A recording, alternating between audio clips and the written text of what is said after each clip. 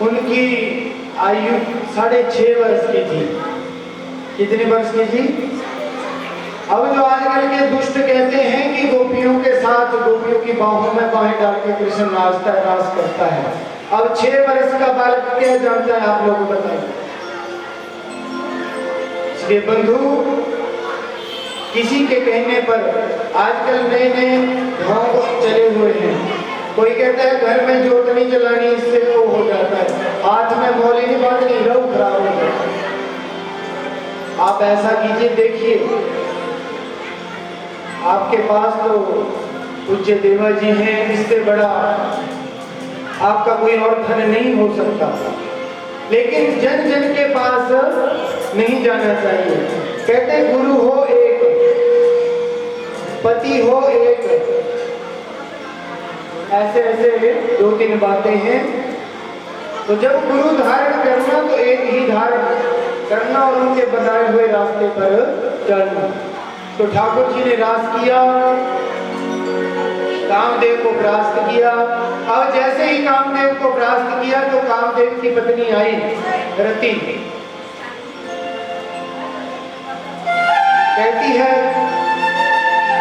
ठाकुर जी आपने मेरे पति को मार दिया, अब मेरा क्या होगा? तो ठाकुर जी कहते हैं कि तू चिंता मत कर, मेरा विवाह होगा और जो मेरा सबसे पहले पुत्र होगा वो तेरा पति ही आएगा। तो भगवान जी के पुत्र का क्या नाम है? श्री कृष्ण भगवान जी के बड़े पुत्र का क्या नाम है, जो कामदेव के रूप में आए थे?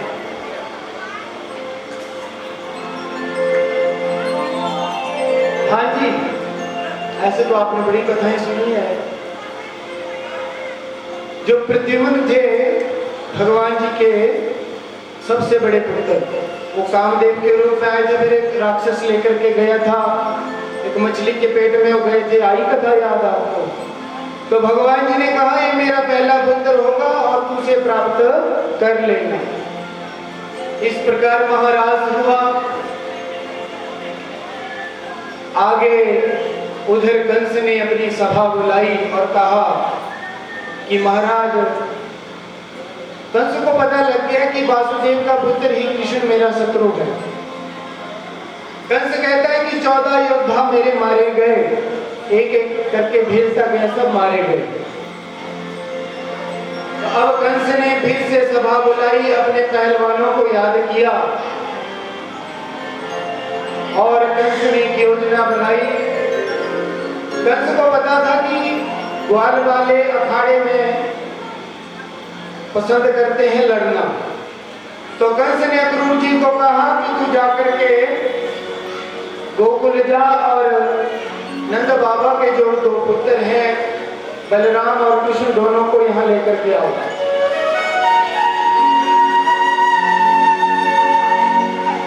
बोले बांके बिहारी लाल की। अब माता जी क्या हुआ? ऐसे आनंद नहीं आता है गोकुल में। जैसे ही अक्रूर जी आए तो बंधुओं गोपियों को पता लग गया। रथ लेकर के आए, गौ माता देख रही है, गोपियां देख रही है, गोकुल के पक्षी देख रहे हैं, क्योंकि कृष्ण को इतना प्यार करते हैं कि एक पल भी नहीं रह सकते। अक्रूर जी आए, मन में बड़ा दुख है कि मैं बहुत गलत काम करने जा रहा हूं, क्योंकि यदि नंद बाबा के बालक आ गए तो कंस तो उन्हें मार देगा। शाम हुई, गोकुल में नंद बाबा के महल में पहुंचे। नंद बाबा ने, वासुदेव जी के छोटे भाई थे, अक्रूर जी कृष्ण जी के चाचा लगते थे। तो नंद बाबा जी ने स्वागत किया, भोजन वगैरह करवाया। रात को नंद बाबा और अक्रूर जी आपस में बात कर रहे हैं कि इस प्रकार बाबा जी कंस ने एक धनुष यज्ञ रखा है और बड़े बड़े दूर दूर से बालक आएंगे, तो मैं चाहता हूं कि हमारे बालक भी देख आए, क्योंकि बालकों के मन में होता है कि हम नई चीज कोई देख करके आए हैं। तो जब अक्रूर जी और नंद बाबा जी बात कर रहे थे तो कन्हैया और बलराम जी ने सुन लिया। और नंद बाबा कहते हैं कि अक्रूर जी आपकी बात तो ठीक है, लेकिन यशोदा कन्हैया को भेजने वाली नहीं है। लेकिन मैं फिर भी कोशिश करता हूँ। तो नंद बाबा जी मैया के पास गए, कहा कि यशोदा ऐसे ऐसे धनुष्य क्यों हो रहा है, बालकों को भेज देते हैं। तो मैया ने जैसे ही सुना कि कन्हैया को भेजना है तो मैया जोर से कहने लगी कि नंद बाबा आपका दिमाग ठीक है, मैं कन्हैया के बिना एक पल भी नहीं रह सकती। तो नंद बाबा जी ने जैसे तैसे मैया को मनाया और रात हुई, सो गए। सुबह जैसे ही मैया उठी, मैया सुबह रोज उठती थी और कन्हैया को नहलाना, उनको पहनाना, सुंदर सुंदर वस्त्र पहनाने। उस दिन क्या हुआ, जैसे ही मैया उठी तो देखा कि कन्हैया नहा लिए और अपना मुकुट सजा रहे थे शीशे के पास खड़े होके। मैया जोर से चिल्लाई कि कन्हैया तू क्या कर रहा है, आज तूने जाते समय अंतिम सेवा भी मुझसे छीन ली। तो कन्हैया कहते हैं कि मैया मैं बड़ा हो गया हूँ और मथुरा में जाकर के मुझे ही तो सब कुछ करना है।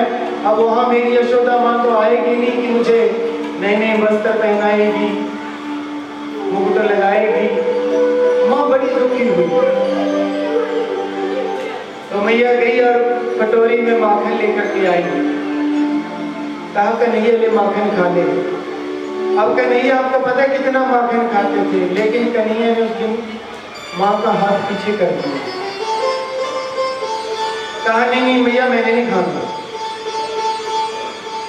मैया कहती है लाला तो पागल हो गया है, कितना माखन खाता है, आज तो इनकार कर रहा है। तो कन्हैया के मन में भी आंसू आ गए और कहने लगे कि मैया अब मुझे आदत डालनी पड़ेगी, क्योंकि मथुरा में ना ही मेरी यशोदा माँ होगी, ना ही ऐसा माखन होगा। तो बंधुओं माँ बड़ी दुखी हुई। अब कन्हैया जी तैयार हो गए, बलराम जी तैयार हो गए, अक्रूर जी ने रथ तैयार किया। इधर जब गोपियों को पता लगा तो दौड़ करके आई और रथ के आगे लेट गई। कहती है कि आज हम कन्हैया को नहीं जाने देंगे, यदि जाना है तो रथ हमारे ऊपर से निकाल करके जाइए। माँ यशोदा भी रो रही है, नंद बाबा जी साथ में जा रहे हैं। अक्रूर जी के रथ में जैसे ही कन्हैया बैठे,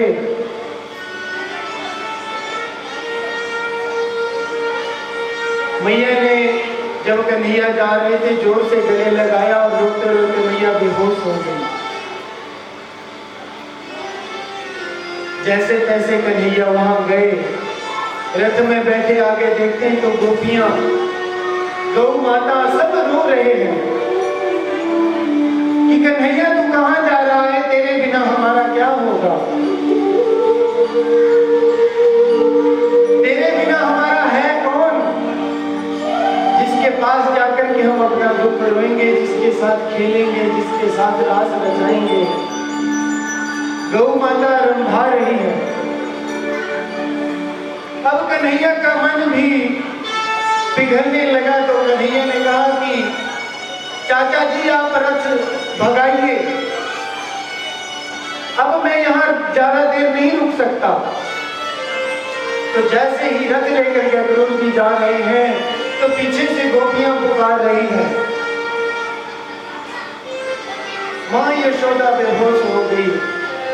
गोपियां कह रही है तेरे बगैर सांवरिया जिया नहीं जाए। आइए बड़े सुंदर भाव से बंधुओं आप भी ठाकुर जी को दिल से याद करेंगे तो इस भजन में इतना आनंद है। गोपियां क्या कह रही है?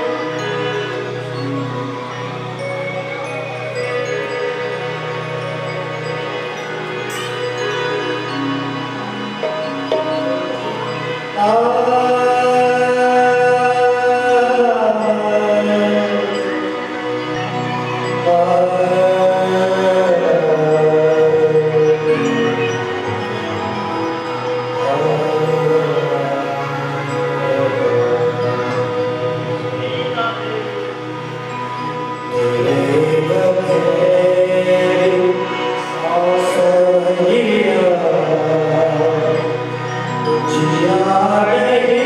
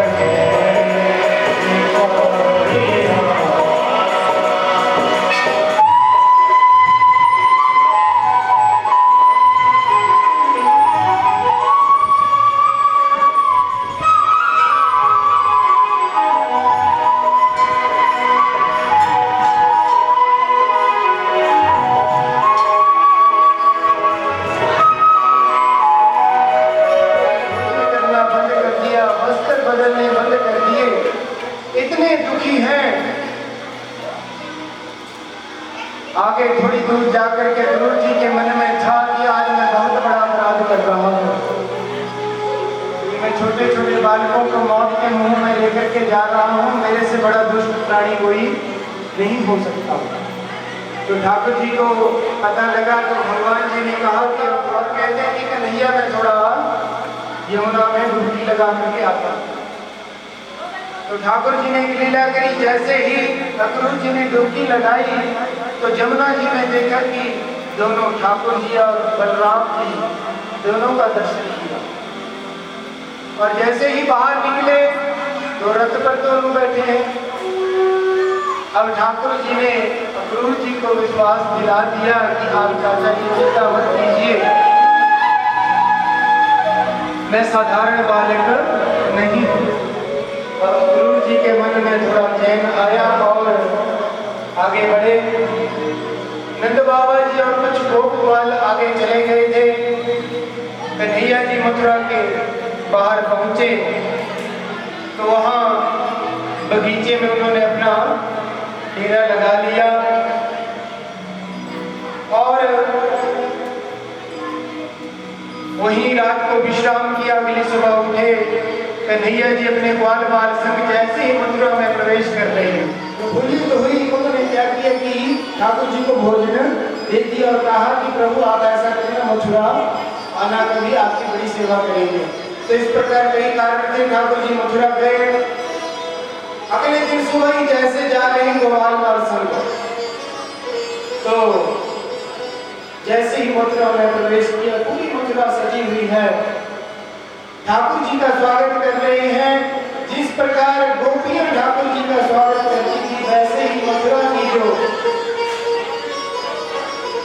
गोपियां थी सारा स्वागत करने लगी। ठाकुर जी जा रहे हैं, रास्ते में उन्हें एक धोबी मिला।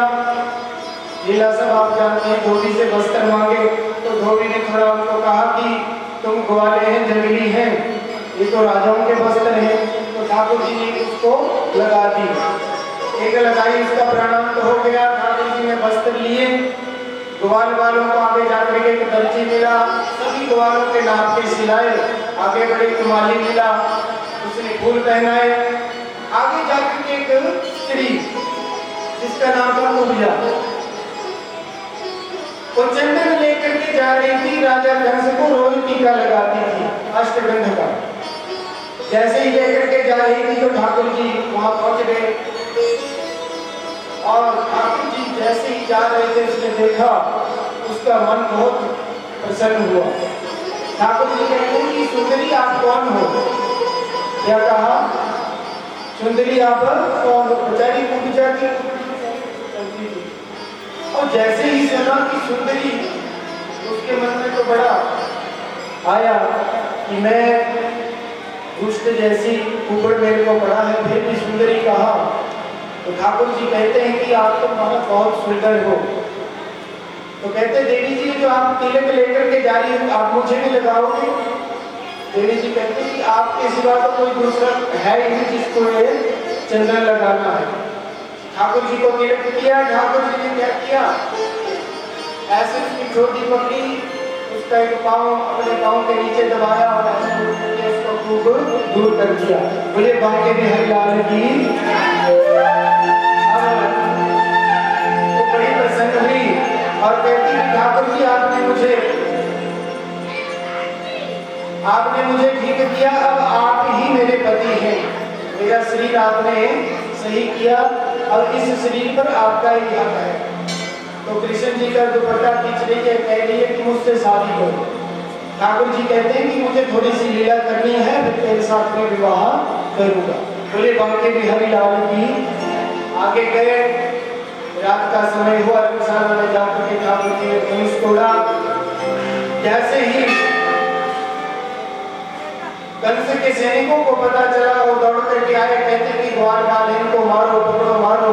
तो कन्हैया ने उस धनुष का एक एक हिस्सा उठाया और उनको सैनिकों को मार दिया। रात को जाकर के पुनः अपने शिविर में चले गए और सुबह की तैयारी करने लगे कि कंस की रंगशाला में जाना है, इसकी रणभूमि में जाना है। तो उन्होंने रात को योजना बनाई कि कौन से पहलवान के साथ कौन लड़ेगा। तो सुबह हुई प्रातःकाल, सभी ग्वाल बाल संग ठाकुर जी तैयार होकर के जा रहे हैं। इधर कंस की जो रंगशाला थी बहुत सुंदर बनाई गई। उसके द्वार पर कंस ने एक हाथी, बहुत बड़ा हाथी था, उसको मदिरा पिलाई थी। हाथी का नाम था कुबले या पीड़। उसका जो महावत था उसको चलाने वाला, उसको कंस ने कहा कि जैसे ही वो ग्वाले अंदर आएंगे इसको छोड़ देंगे, उनको कुचल देगा और वो मर जाएंगे। तो कन्हैया जा रहे हैं। जैसे ही रंगशाला में प्रवेश किया, बहुत ही सुंदर, एक तरफ पुरुषों के बैठने का, दूसरी तरफ स्त्रियों के बैठने का। नंद बाबा जी के वहां पहुंचे। कंस का जो सिंहासन लगा था वो 30 पौड़ी चढ़ करके जाना पड़ता था ऊपर। कंस ऊंचे सिंहासन पर बैठा था, उसको डर था।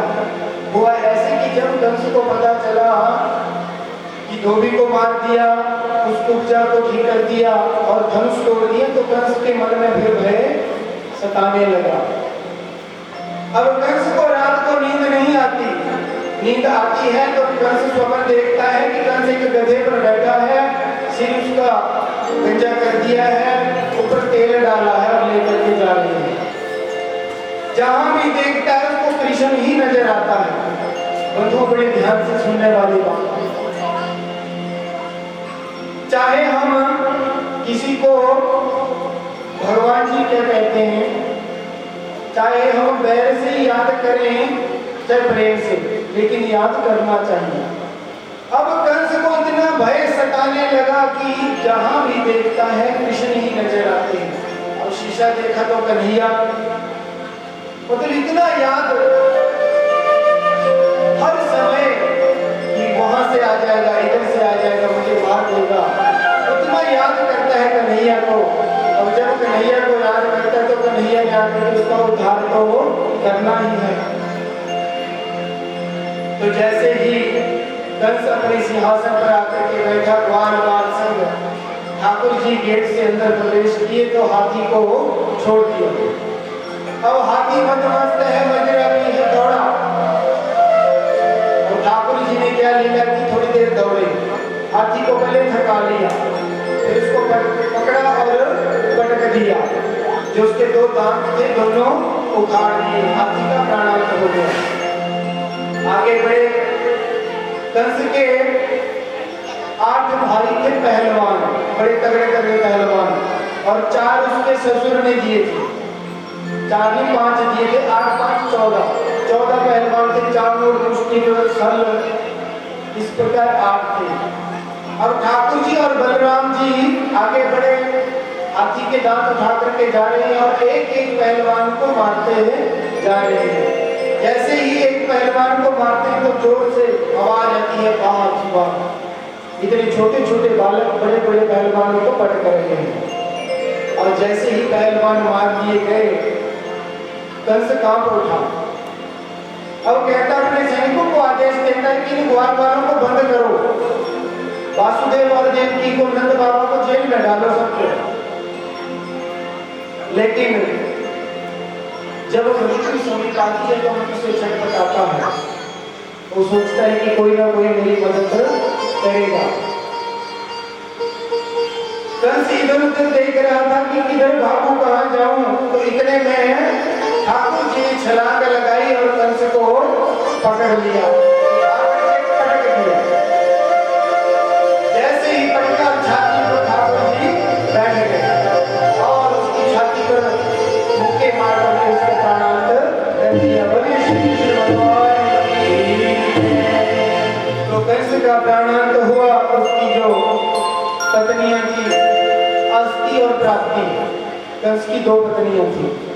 अब बहुत दुखी हुई और अपने पिता के पास गई।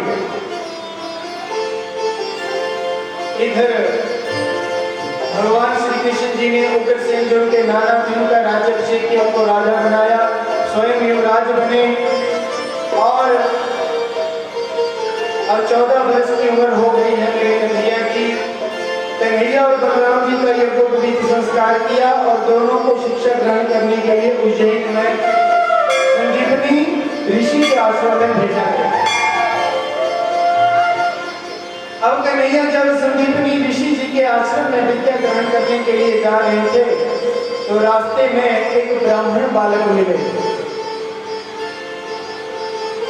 ब्राह्मण बालक सुदामा जो भगवान जी के परम मित्र बने, उनके पांव में एक कांटा लगा हुआ था और वो रो रहे थे। जैसे ही ठाकुर जी जा रहे थे देखा तो कोई रो रहा है, तो देखा ब्राह्मण बालक है, तो ठाकुर जी दौड़ करके गए और कहा कि क्या हुआ।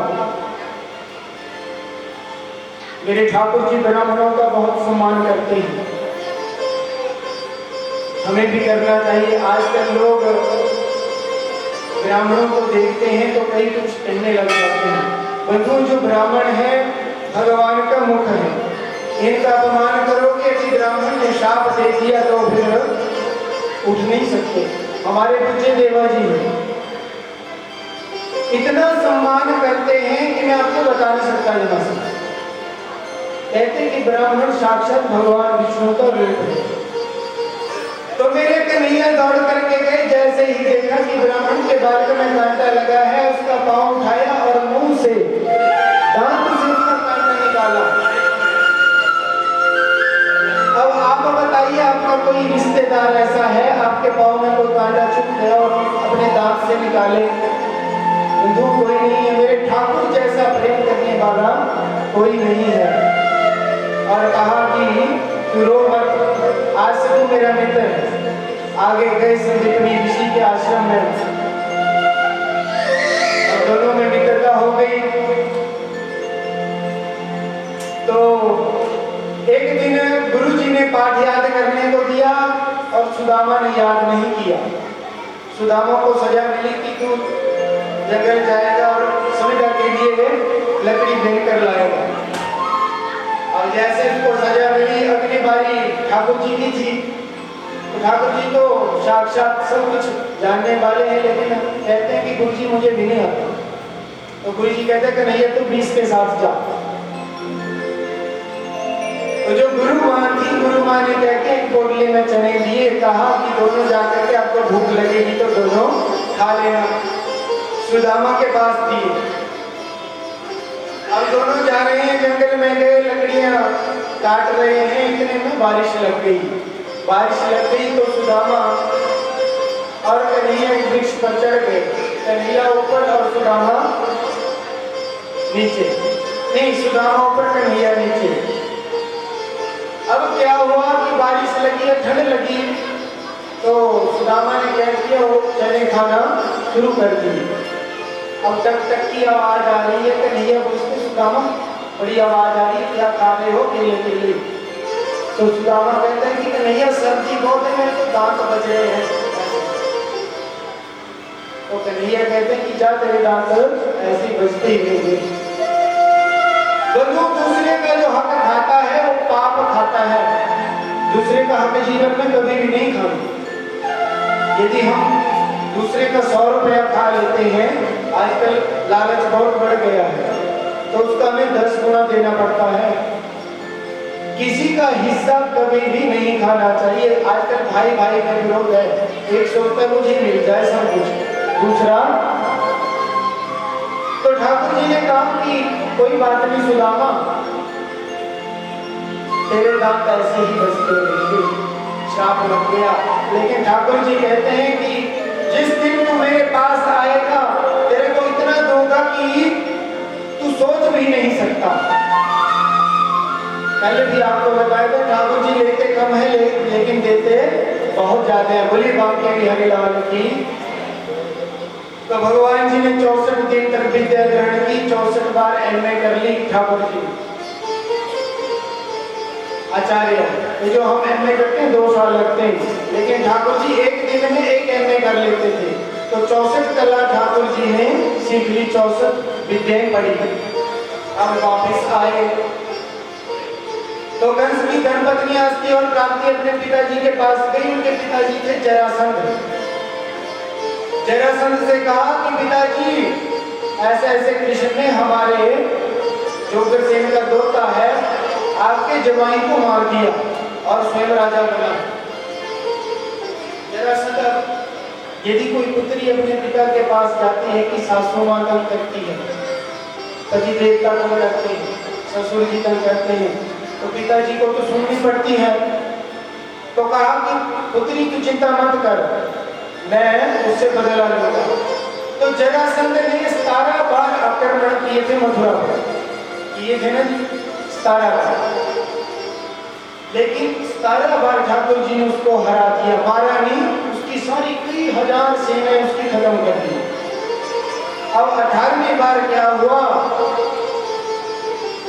जरासंध ने कहा कि इस बार तो मैंने कुछ भी उचित करके आना है, तो ब्राह्मणों को बुलाया, 1000 ब्राह्मणों को पाठ पर बिठाया, आप मेरे लिए ऐसा यज्ञ कीजिए कि मेरी जीत हो। आजकल बगलामुखी माता सुना होगा,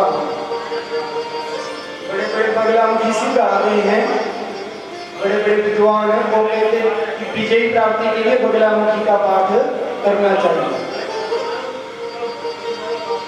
तो ब्राह्मणों को पाठ पे बिठा दिया, इधर जरासंध ने आक्रमण कर दिया। अब ठाकुर जी को पता लग गया। 18वीं बार जब आक्रमण हुआ तो वैसे तो ठाकुर जी तो बहुत शक्तिशाली है, उसका अंत कर देते हैं, लेकिन ठाकुर जी ने कहा कि यदि मैं इसको फिर हरा दूंगा तो ब्राह्मणों को जाकर के मारेगा, उनका अपमान करेगा। तो बलराम जी से ठाकुर जी ने सलाह की, कन्हैया ने कहते हैं कि भैया बड़ा दुष्ट है, ब्राह्मणों का अपमान करेगा, पाठ पे बिठाया, तो इस बार ऐसा करते हैं कहीं निकल चलते हैं। तो जैसे इसने आक्रमण किया, ठाकुर जी सामने आए, थोड़ी देर उन्होंने उसका सामना किया और वहां से भाग गए। ठाकुर जी भागे और पर्वत की ओर चले गए, बलराम जी और ठाकुर जी, और ठाकुर जी का नाम पड़ा रणछोड़ भगवान की। कन्हैया कहते हैं कि बलराम भैया, दाऊ भैया, वैसे भी तो मुझे माखन चोर भी कहते ही हैं, गोपियों के वस्त्र चुराता है, माखन चोरता है, वैसे कौन सा मेरी लोग इज्जत करते हैं, तो और एक नाम पड़ जाएगा, कोई बात नहीं। तो ठाकुर जी वहां से चले गए और पर्वत से नीचे जाकर के समुद्र में बीचों बीच द्वारिका का निर्माण किया। और सभी मथुरा निवासी द्वारिका में गए। जैसे ही द्वारिका में गए तो ढूंढ रहे हैं कि द्वार कहाँ है, द्वार कहाँ है। ऐसा महल बनाया, उसमें एक ही दरवाजा रखा, द्वारिका, इसमें एक।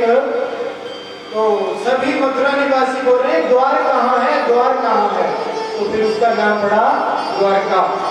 बोलिए बांके बिहारी लाल की जय। एक से बोलेंगे राधे राधे। तो सभी मथुरा निवासी गए, ठाकुर जी ने बड़े सुंदर सुंदर महलों का निर्माण किया। गौ माता के लिए, सभी ग्वालों के लिए नए नए महल बनाए, बहुत बड़ी द्वारिका बनाई। और द्वारिका में आकर के रेवतक नाम का एक राजा था, उसकी पुत्री से बलराम जी का विवाह किया रेवती से। अब कन्हैया कहते हैं कि बलदाऊ भैया आपका तो विवाह हो गया, तो हमारा भी कुछ सोचिए। तो इधर कन्हैया जी के मन में था कि हमारा भी विवाह हो। उधर कुंदनपुर में भीष्मक नाम के एक राजा थे।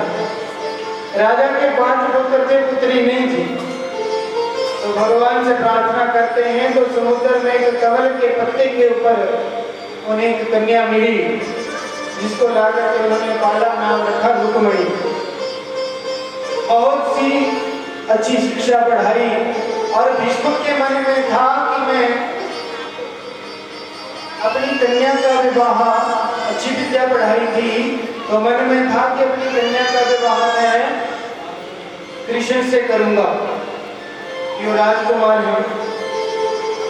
लेकिन क्या हुआ कि जो भीष्म के बड़े पुत्र हैं, रुक्मिणी के जो बड़े भाई हैं, रुक्मी, उसने क्या किया, किसी को पूछे बिना ही रुक्मिणी का विवाह शिशुपाल के साथ पक्का करे और पक्का कर दिया। और चिट्ठी भी दे आया कि परसों आप आ जाना। इधर पिताजी से कहता है कि मैंने बहुत बड़ा स्वयंवर रखा है, बड़े बड़े राजा लोग आएंगे। लेकिन रुक्मिणी को डराता है कि जो भी राजा आ जाए, लेकिन तुम्हें ऐसा करना कि जो वरमाला है वो शिशुपाल के गले में ही डालना। अब रुक्मिणी माता बहुत दुखी हुई, क्योंकि रुक्मिणी मैया ने मन ही मन ठाकुर जी को अपना पति बना लिया था। श्रुत्वा गुणान भवन सुंदरम, रुक्मिणी मैया ने मन ही मन ठाकुर जी को अपना पति बना लिया था। और इधर शिशुपाल जबरदस्ती कर रहा था। रुक्मी बड़ा था तो पिता की बात भी नहीं सुनता था, दुष्ट था थोड़ा। तब रुक्मिणी माता अपनी भाभी के पास गई और कहा कि भाभी मैं क्या करूं, भैया जबरदस्ती कर रहे हैं। तो भाभी ने कहा कि तू ऐसा कर, एक पत्र लिख और वो द्वारिका भेज दे।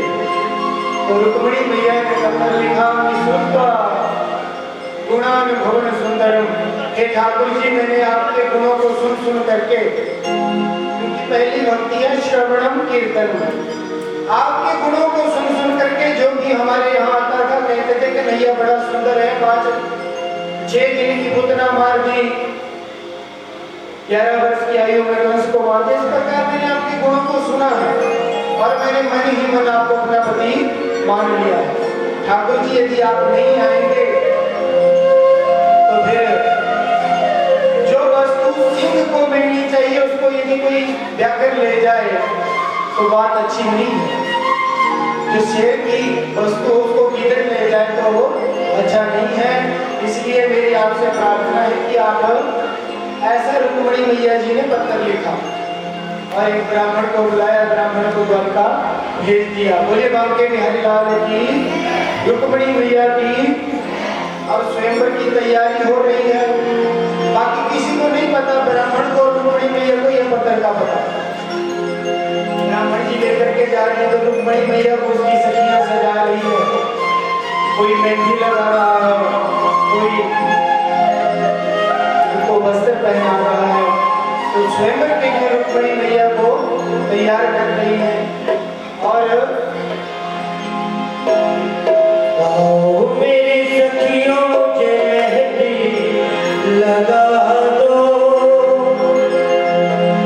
मेहंदी लगा दो मुझे ऐसी सजा दो। भाई रुक्मिणी जी क्या है, रुक्मिणी जी को बाहर बुलाता है। रुक्मिणी जी और उनकी सखियां बाहर आ जाए,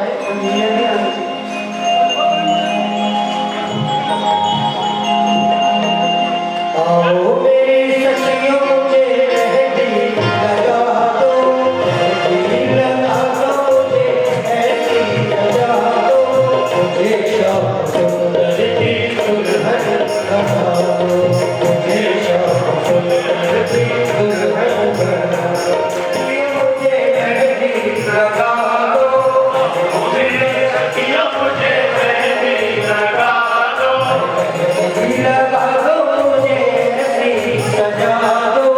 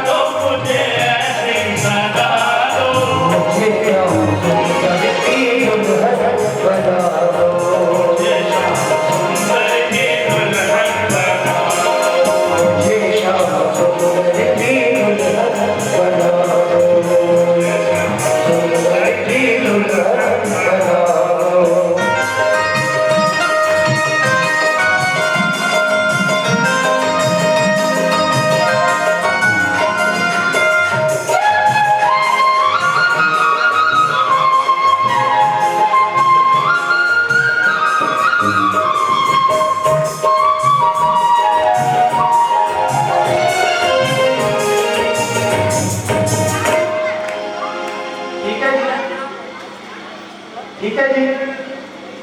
अब आप ऐसे बैठे हैं जैसे देखा ही नहीं होगा। अरे आपने विवाह होना ठाकुर जी लेकर के जाएंगे, देखते रहना। ऐसे लग रहा है जैसे आलू में घाटा पड़ गया होता है। हाँ जी, आप तो ठाकुर जी की तरफ से हैं, थोड़ा सा आप भी झूमिए।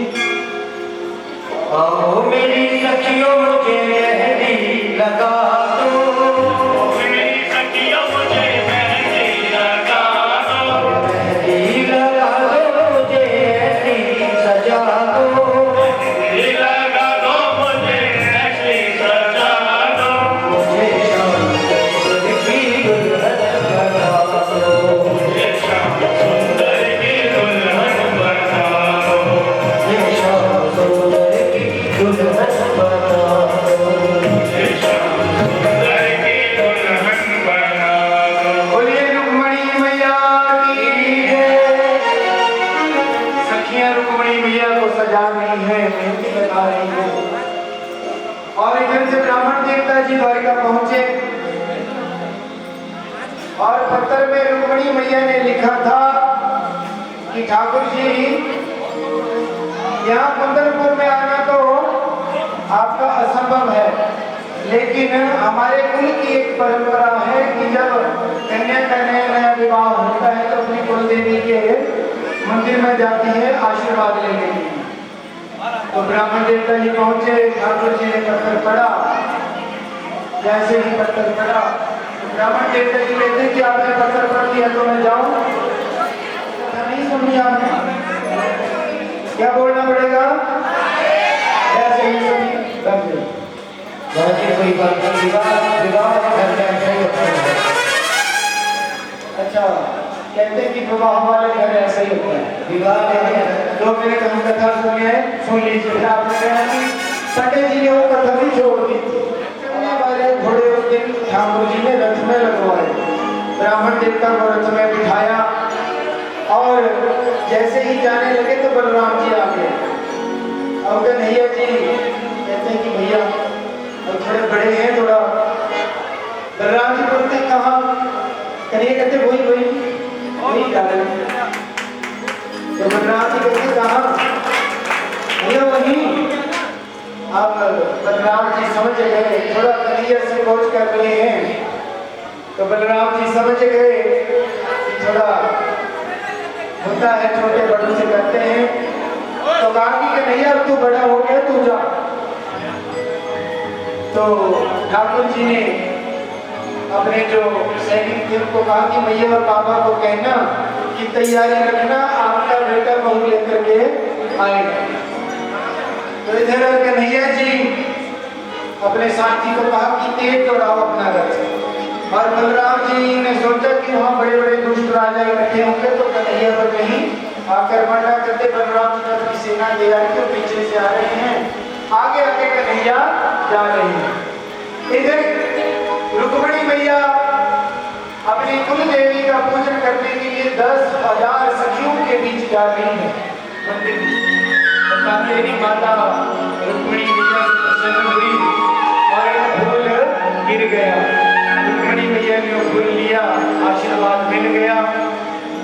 जैसे ही मंदिर से बाहर आ गई, अब सभी की नजर रुक्मणी माता के ऊपर है। इधर से मेरे ठाकुर जी रथ के ऊपर आ रहे हैं, सारी सेनाओं को चीरते हुए आगे आए। बोलिए बांके बिहारी लाल की जय। ठीक है ठाकुर जी आ जाओ, ठाकुर जी आ जाओ, ठाकुर जी आ जाओ, कह दो फटाफट। ठाकुर जी आ रहे हैं और रुक्मणी मैया का ध्यान जो सेना थी सब में देख रही है कि कहीं ना कहीं ठाकुर जी आएंगे। तो जैसे ही रुक्मणी मैया ने देखा कि ठाकुर जी आए, बोलिए बांके बिहारी लाल की जय। ठाकुर जी आए और रुक्मणी माता को रथ पर बिठाया और ले गए। कोई कहता है सैनिक ले गए। सारे नगर में धूम मची है, सारे नगर में धूम मची है, द्वारिका नगरी सजने लगी है, वृंदावन है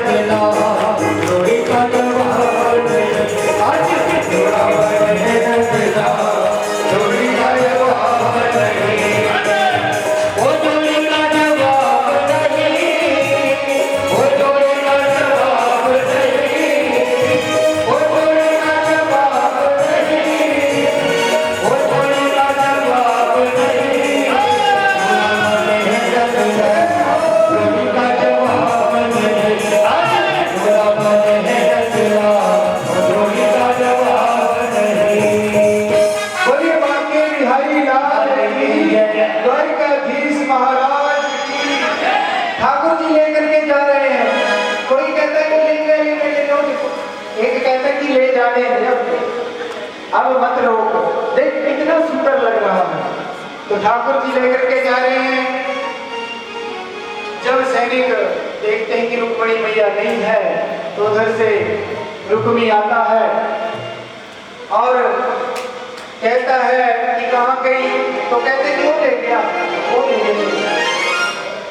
तो रुक्मणी पीछे से भागता है। रुक्मी आगे जाकर के ठाकुर जी को उसने क्या किया कि पीछे से आवाज लगाई कि तुझे तेरी, यदि तूने यशोदा का दूध पिया है तो रुक।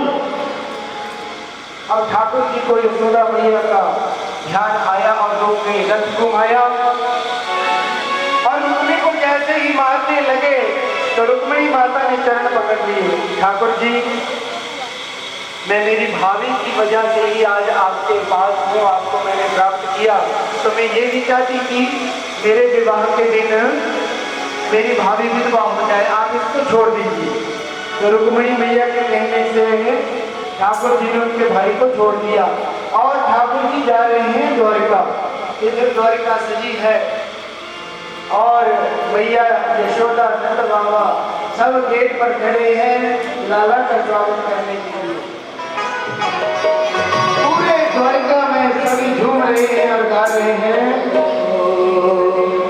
आज मेरी शाम की शादी है, आज मेरी शाम की शादी है, ओ शाम की शादी है, मेरे जन शाम की शादी है।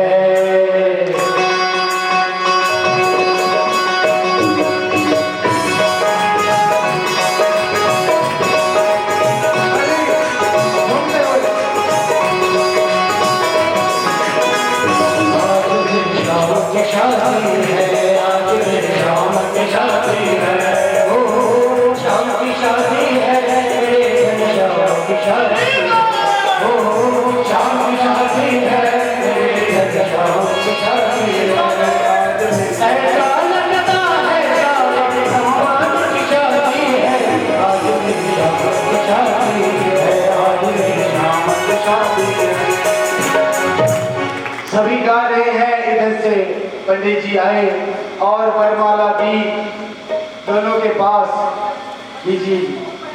ब्राह्मण जी का मंत्र बोल रहे हैं। इधर ठाकुर जी ने रुक्मणी मैया को ओम माल्यानि शुभंकनि मानत्यादि विभ्रमोण्यानि पुष्पाणि पूजार्थं प्रतिक्रियतां सहस्रश्रीरेखा पुरुषा सहस्राक्ष सहस्रभाता शभूमिकं सर्वदसुताततिशुसङ्कुलं मा उरुपये वेदकं सर्वं च भूतं च वायं मा उतामतस्वे सानो च धन्येनातिरोहते एतावानश महिमातो जाया च पूर्का पादौ सविश्वा भूता कृपादशमृतं दिवे विवादोर्वोदयपूर्वा पादोषेणा पुनातो विग्राम शासनानसने अभि बोले बांके बिहारी लाल की भद्रं कर्णेभिः शृणुयाम देवा भद्रं पश्येमा चरजत्राः स्थिरैरङ्गे दृष्ट्वा वंशसनो विवसेमहि देवैतं यदायुः शतमिति साधु।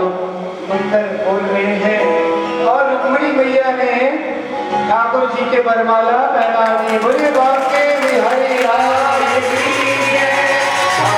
ठाकुर जी भी रुक्मणी मैया के पहना रहे हैं और सभी झूमते हुए कन्यादान हुआ।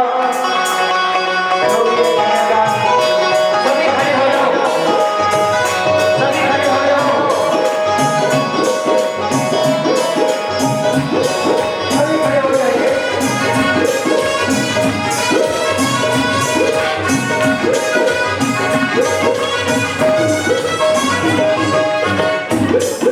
अच्छा बताइए कि किस को खुशी है ठाकुर जी के विवाह की? हाथ खड़ा करिए। भक्त जी, भक्त जी, सबको खुशी है? सभी ने, क्योंकि जो ठाकुर जी के विवाह में नाचते हैं, ठाकुर जी के दरबार में नाचना को दुनिया के सामने नाचना नहीं पड़ता। बोलिए बांके बिहारी लाल की। तो सभी नाचेंगे। 1 2 3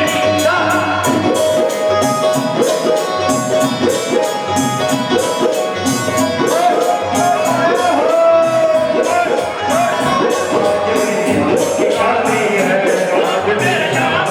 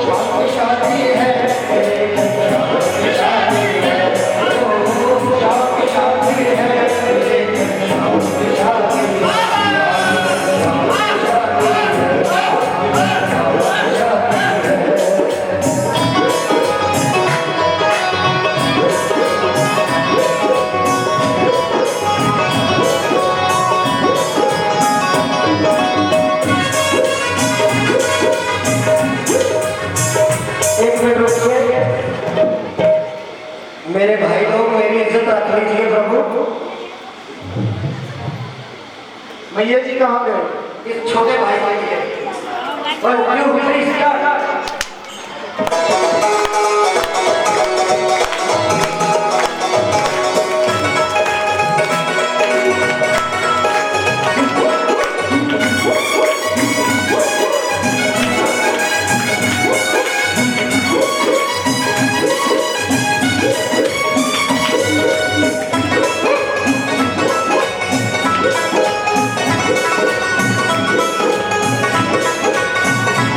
बनी है धूम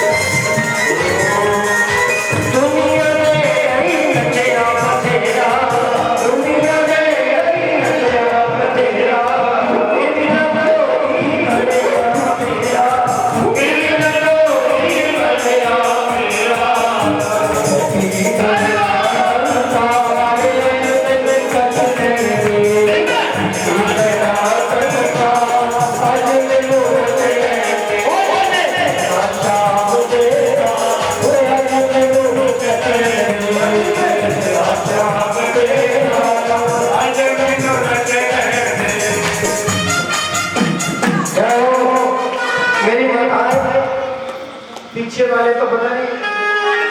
सभी एक बार हाथ उठा दीजिए। वाह वाह वाह, वाह।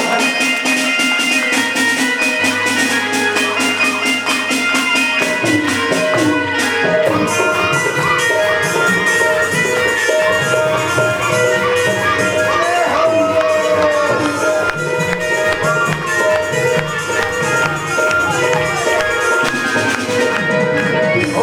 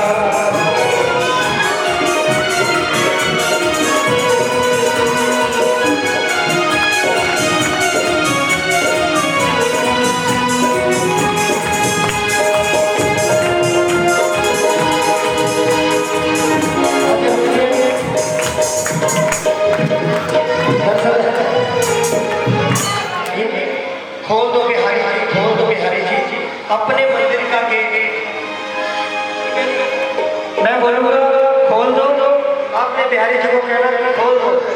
जो सच्चे दिल से बोलेगा उसके गेट खुल जाएंगे।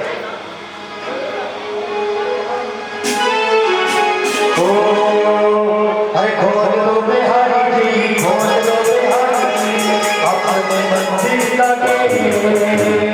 खोल दो बिहारी जी, खोल दो बिहारी जी, मंदिर का गेट।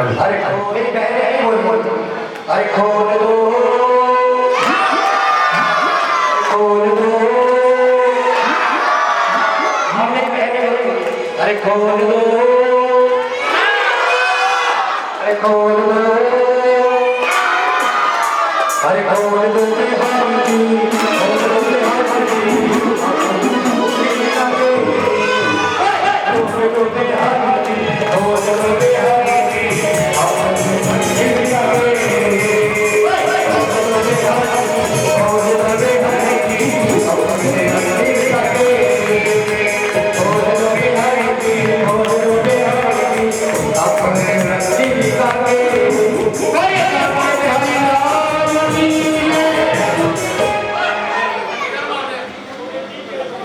जैसे ही भैया जी की कृपा से आगे कथा होगी, 1.5 महीने के बाद संजीव जी आ जाएंगे। तो अगली कथा में हम सभी देखेंगे जब संजीव जी हमारे साथ होंगे। ठाकुर जी की कृपा है, साक्षात ठाकुर जी हमारे साथ आए हैं, तो बहुत बहुत उनका धन्यवाद करते हैं, आशीर्वाद देते हैं। तो अब आप सभी का भी बहुत बहुत धन्यवाद। आप आए, ठाकुर जी की शादी में सम्मिलित हुए। तो ठाकुर जी से प्रार्थना है सबको प्रभु सुख शांति प्रदान करना, सबके घर में इसी प्रकार खुशियां छाई रहे, यही आप लोग से हम आशीर्वाद देते हैं। सभी खड़े हो जाएंगे और बारी बारी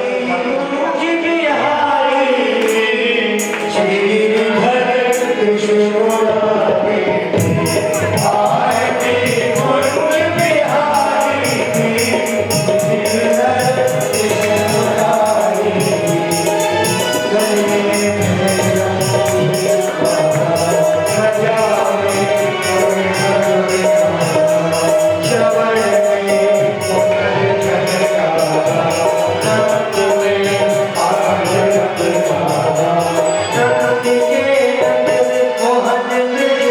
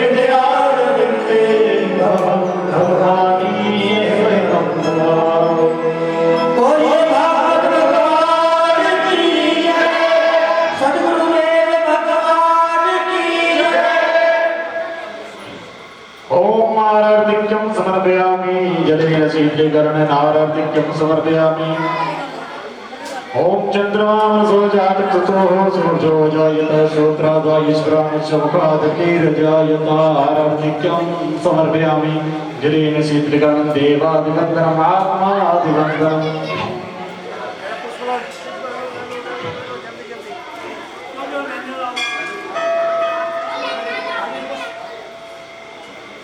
ओम द्योः शान्तिरन्तरिक्षगं शान्तिः पृथिवी शान्तिरापः शान्तिरोगदयः शान्तिः वनस्पतयः शान्तिर्विश्वे देवाः शान्ति ब्रह्म शान्तिः सर्वगं शान्तिरेव शान्तिः स्वामा शान्तिरेदिषु शान्तिर्भवतु ओम आपो हिष्ठामयो भुवस्ताना ऊर्जे ददातना महेरणाय चक्षसे यो वः शिवतमो रसस्तस्य भाजते नः उचितिरिव मातरः तस्मा अरङ्गाय चक्षाय जिन्वत अपूजनयता जना ओम यज्ञेन यज्ञमयं तदेवातानि धर्माणि प्रथमान्यासन्नाति हनाकं महिमानः सचन्द यत्र पूर्वे स्वाद्याः शान्तिदेवाः नानासुगन्धिपुष्पाणि नागालभवानि च पुष्पाञ्जलिर्मयत्तगृहाणां परमेश्वर मन्त्रपुष्पाञ्जलिं समर्पयामि प्रदक्षिणा कर लीजिए ओम यानि कानि च पापानि जन्मान्तरकृतानि च तानि सर्वाणि नश्यन्तु प्रदक्षिणामि ओम शांति शांति शांति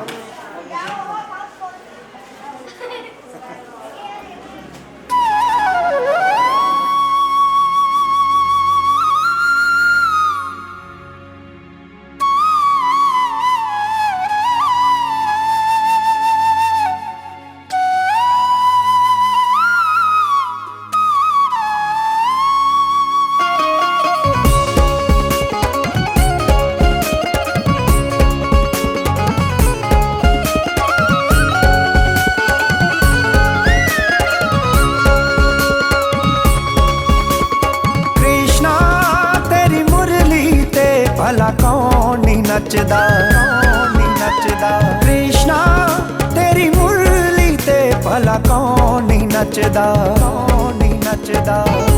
धरती चन्न सितारे नचदे सारे भगत प्यारे नचदे राधा नची मीरा नची सारा आलम तकदा कृष्णा तेरी मुरली ते भला कौन नहीं नचदा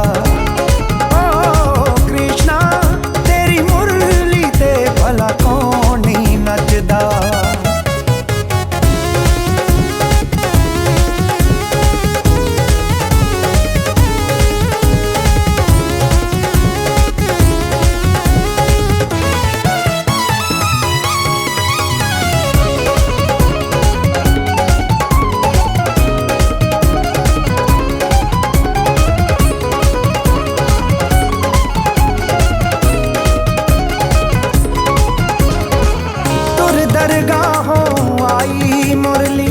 जद होठा नल लाई मुरली हो तुर दरगाहों आई मुरली जद होठा नल लाई मुरली गीत प्रभु दे गाई मुरली होका दे गई सचदा कृष्णा तेरी मुरली ते भला कौन